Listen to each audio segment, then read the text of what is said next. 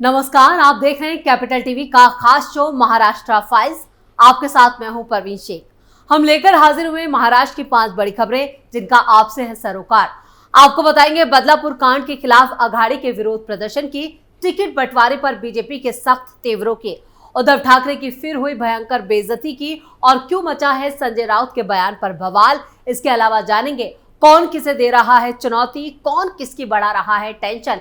साथ ही आपको इन सभी खबरों से कराएंगे रूबरू। लेकिन तमाम बड़ी खबरों में आगे बढ़ने से पहले एक नजर डालते हैं महाराष्ट्र की टॉप हेडलाइंस पर।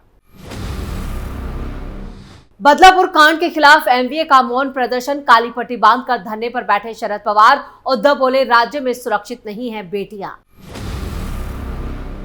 चुनाव से पहले दल बदलुओं ने बढ़ाई टेंशन, बीजेपी ने भी दिखाए सख्त तेवर। प्रदेश अध्यक्ष बोले जिसे जाना है वो जा सकता है। एमवीए में सीएम पद को लेकर तेज हुआ टकराव, शरद पवार फिर बोले चुनाव नतीजों के बाद होगा सीएम पर फैसला। अमित शाह के बाद देवेंद्र फडणवीस आए विपक्ष के निशाने पर, उद्धव और पवार ने खोला मोर्चा। शिवसेना यूबीटी सांसद संजय राउत ने पीएम मोदी पर साधा निशाना, बोले पीएम मोदी विदेश में, महाराष्ट्र में बच्चियों पर अत्याचार। महाराष्ट्र फाइल्स में सबसे पहले बात महाविकास अघाड़ी के विरोध प्रदर्शन की। बदलापुर कांड के खिलाफ महाराष्ट्र में विपक्ष ने शनिवार को काली पट्टी बांधकर मौन प्रदर्शन किया। पुणे में शरद पवार और सुप्रिया सुले तो मुंबई में उद्धव ठाकरे प्रोटेस्ट में शामिल हुए। वहीं ठाणे में कांग्रेस प्रदेश अध्यक्ष नाना पटोले ने काली पट्टी बांधकर अपना विरोध जताया। आपको बता दें कि बॉम्बे हाईकोर्ट के आदेश के बाद एमवीए ने महाराष्ट्र बंद वापस लिया था, लेकिन उद्धव ने कोर्ट के फैसले का आदर करते हुए शांतिपूर्वक विरोध करने का फैसला किया। एनसीपी चीफ शरद पवार और यहां पर लोकसभा सांसद सुप्रिया सुले ने पुणे रेलवे स्टेशन पर डॉक्टर बाला साहेब अंबेडकर की प्रतिमा के सामने 1 घंटे का मौन प्रदर्शन किया और इस दौरान दोनों नेताओं ने अपने मुंह पर काली पट्टी बांधकर राज्य में महिलाओं और बच्चियों पर हो रहे अत्याचारों के खिलाफ अपनी नाराजगी जाहिर की। और इस दौरान शरद पवार ने कहा, महाराष्ट्र में ऐसा कोई दिन नहीं होता जब महिलाओं पर अत्याचार की खबर नहीं आती। सरकार को इस घटना को गंभीरता से लेना चाहिए। सरकार कह रही है कि विपक्ष राजनीति कर रहा है, इसे राजनीतिक दिखावा बता रहा है। सरकार कितनी असंवेदनशील है। इधर उद्धव ठाकरे ने मुंबई में मौन विरोध प्रदर्शन को संबोधित करते हुए कहा, ये दुखद है कि महिलाओं के खिलाफ अपराध में शामिल अपराधियों के खिलाफ कार्रवाई करने के बजाय महाराष्ट्र सरकार उनके साथ खड़ी है। राज्य में महिलाओं की सुरक्षा सुनिश्चित करने के लिए महायुति सरकार को हटाना जरूरी है।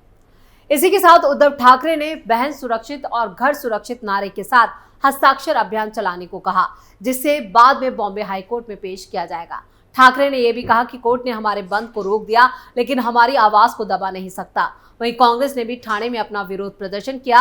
उद्धव ठाकरे ने इस धरने के जरिए अपनी ताकत दिखाने की कोशिश की, लेकिन हाईकोर्ट के आदेश के बाद एमवीए घुटनों पर आ गया। लेकिन उद्धव को लोगों से उम्मीद थी कि वो उनके धरने में शामिल होंगे, लेकिन ऐसा नहीं हुआ, जिससे साफ है कि उद्धव की रणनीति फिर फेल हो गई। खबरों में आगे बढ़ते हैं और बात अगली खबर की।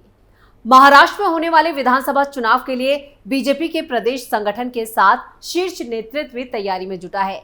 इस बीच भारतीय जनता पार्टी की महाराष्ट्र इकाई के अध्यक्ष चंद्रशेखर बावनकुले ने 23 अगस्त को बड़ा बयान दिया।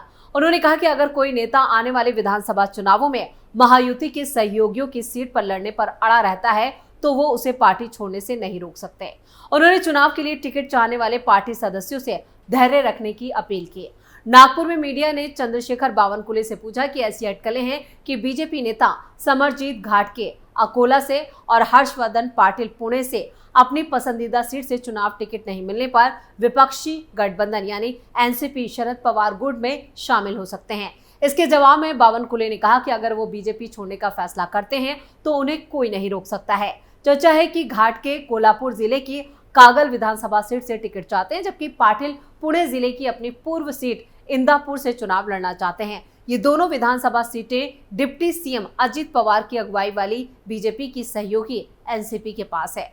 बावनकुले ने कहा कि हम चाहते हैं कि वो इंतजार करें, लेकिन अगर उन्होंने पहले ही पक्ष बदलने का फैसला कर लिया है तो हम उन्हें जाने से नहीं रोक सकते हैं। उन्होंने आगे कहा कि एमवीए के भी कई नेता हैं जो वहां से हमारे पास आएंगे। इसका मतलब ये नहीं कि उन्हें टिकट मिलेगा। मेरे कहने का मतलब ये है कि अगर वो धैर्य दिखाते हैं तो पार्टी अपने नेताओं को टिकट देने पर फैसला करेगी। खबरों में अब बात उद्धव ठाकरे की भयंकर बेइज्जती की। महाविकास आघाड़ी में एकता की बात भी की जा रही है। दूसरी तरफ सहयोगी दलों के सीनियर लीडर्स की तरफ से विरोधाभासी बयान भी सामने आ रहे हैं, जो कुछ और ही कहानी बयां कर रहे हैं। कुछ दिन पहले शिवसेना यूबीटी प्रमुख और महाराष्ट्र के पूर्व सीएम उद्धव ठाकरे ने चुनाव से पहले ही सीएम पद का चेहरा घोषित करने की बात कही थी। अब राष्ट्रवादी कांग्रेस पार्टी यानी शरद चंद्र गुट के नेता और प्रमुख शरद पवार का भी बड़ा बयान सामने आया है। उन्होंने उद्धव ठाकरे से अलग राय रखते हुए कहा है कि उनकी पार्टी से कोई भी नेता यहां पर टॉप पोस्ट के लिए खुद को प्रोजेक्ट करने में इंटरेस्टेड नहीं है। यानी उन्होंने साफ कर दिया है कि उनकी पार्टी की तरफ से कोई भी सीएम पद का दावेदार नहीं है। दरअसल कुछ दिनों पहले उद्धव ठाकरे ने कहा था कि विधानसभा चुनाव से पहले ही मुख्यमंत्री पद का चेहरा घोषित कर दिया जाना चाहिए। लगातार संजय राउत के भी बयान इसको लेकर आ रहे थे। एक तरह से दबाव बनाने की कोशिश की जा रही थी, लेकिन गठबंधन की तरफ से जिस तरह से यहाँ पर इन बयानों को खारिज किया गया है, उसके बाद से लगातार उद्धव ठाकरे जो हैं वो बैकफुट पर नजर आ रहे हैं और उनके इन बयानों के बाद यहाँ पर जो सहयोगी दल हैं उनकी प्रतिक्रियाएं भी सामने आने लगी थी। अब दिग्गज नेता शरद पवार ने भी अपना रुख साफ कर दिया है और उन्होंने साफ कहा है कि उनकी पार्टी का कोई भी नेता मुख्यमंत्री पद के लिए खुद को प्रोजेक्ट करने में जरा सा भी इंटरेस्टेड नहीं है। और उनके इस बयान से उद्धव ठाकरे के बयान को लेकर भी कहा जा रहा है कि यहाँ पर अब कांग्रेस जो है वो भी अपना रुख साफ कर रही है। कांग्रेस भी साफ कह चुकी है कि चुनावों के बाद ही यहाँ पर सीएम पद को लेकर जो भी फैसला होगा वो नतीजे आने के बाद ही किया जाएगा। यानी अपने बयानों को लेकर ही अब खुद उद्धव ठाकरे भी घिरते हुए नजर आ रहे हैं। हालांकि उन्होंने ये जरूर कहा कि एमवीए के घटक दलों को सीट शेयरिंग का मसला जल्द से जल्द सुलझा लेना चाहिए और उन्होंने ये भी कहा कि गठबंधन में शामिल दलों के प्रमुख नेताओं की 27 अगस्त को एक साथ एक बड़ी बैठक होगी, जिसमें सीट शेयरिंग को लेकर मंथन किया जाएगा, किसे कितने सीटें देनी है और साथ ही साथ समाजवादी पार्टी के हिस्से में कितनी सीटें आ सकती हैं उसको लेकर भी चर्चा की जाएगी। खबरों में आप बात देवेंद्र फडणवीस की। बीजेपी ने देवेंद्र फडणवीस के नेतृत्व में विधानसभा चुनाव लड़ने का फैसला किया और उसके बाद से फडणवीस लगातार विपक्ष के निशाने पर है। सरकार का नेतृत्व कर रहे मुख्यमंत्री एकनाथ शिंदे और डिप्टी सीएम अजित पवार के मुकाबले में फडणवीस विपक्ष के ज्यादा लाडले साबित हो रहे हैं। बीजेपी नेताओं का मानना है कि महाविकास आघाड़ी मुख्यमंत्री एकनाथ शिंदे और डिप्टी सीएम अजित पवार के मुकाबले फडणवीस को ज्यादा निशाना बना रही है। हालांकि पार्टी के नेता इसे अपनी पार्टी के लिए फायदेमंद मान रहे हैं। मुंबई बीजेपी के उपाध्यक्ष आचार्य पवन त्रिपाठी ने कहा है कि दरअसल फडणवीस ने हमेशा विकास की राजनीति की है, इसलिए जाति धर्म की राजनीति करने वाले उन्हें निशाना बनाने की असफल कोशिश कर रहे हैं।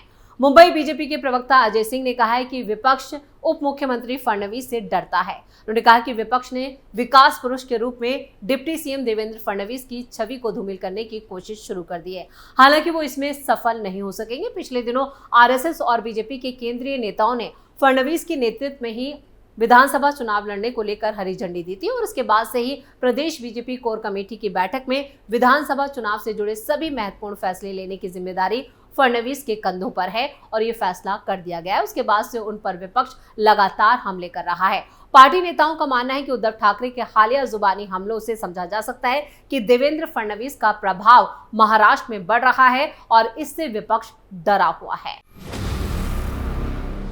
खबरों के आखिर में बात संजय राउत के विवादित बयान की। संजय राउत ने बदलापुर कांड को लेकर पीएम मोदी पर निशाना साधा है। उन्होंने कहा कि महाविकास आघाड़ी की कोशिश थी कि देश का अटेंशन, प्रधानमंत्री का अटेंशन इन मुद्दों की ओर लाया जाए। प्रधानमंत्री यूक्रेन में है, पोलैंड में है, प्रधानमंत्री यहाँ नहीं है। गृहमंत्री कहाँ है? प्रधानमंत्री विदेश में घूम रहे, यूक्रेन पोलैंड की समस्या से जुड़े हुए हैं और हमारे महाराष्ट्र की माँ बहनों और बच्चियों के ऊपर अत्याचार हो रहा है। शायद हमारी आवाज यूक्रेन पोलैंड तक जाती, इसलिए हमने बंद का ऐलान किया था। संजय राउत ने आगे कहा कि लोकतंत्र में बंद जैसे आंदोलन को मान्यता है, कोई हमारी आवाज नहीं दबा सकता, लेकिन महाराष्ट्र में कुछ अलग चीजें हो रही है। चाहे कोई भी मोर्चा हो, कोई भी संघर्ष हो, चाहे कोई बंद हो, पिटिशनर कोर्ट चला जाता है और ये पिटिशनर इस सरकार का बहुत लाडला है। जब भी सरकार मुसीबत में नजर आती है, इस लाडले को कोर्ट भेज देती है और कोर्ट हमें निर्णय देता है कि आप बंद मत करो, आप ये मत करो, आप वो मत करो। ठीक है, कोर्ट का आदेश है, हमारी परंपरा है कोर्ट का आदेश मानने की, इसलिए हमने बंद को वापस लिया। कोर्ट का सम्मान है, इसलिए हम आंदोलन नहीं कर रहे हैं, लेकिन सिर्फ हम यहाँ पर विरोध प्रदर्शन करेंगे। इसके साथ ही संजय राउत ने पीएम मोदी और बीजेपी का विरोध करते करते कोर्ट का अपमान तक कर डाला। ऐसे में कोर्ट का एक्शन अगर उन पर होता है तो ये कोई हैरानगी की बात नहीं होगी, क्योंकि जिस तरह से उन्होंने बॉम्बे हाईकोर्ट के फैसले को लेकर बयान दिया है, उसको लेकर महाराष्ट्र में विवाद छिड़ गया है। तो महाराष्ट्र फाइल्स में इतना ही। वीडियो की खबरें कैसी लगी कमेंट करके अपनी राय जरूर दें। वीडियो को लाइक करें, शेयर करें और कैपिटल टीवी को सब्सक्राइब जरूर करें। नमस्कार।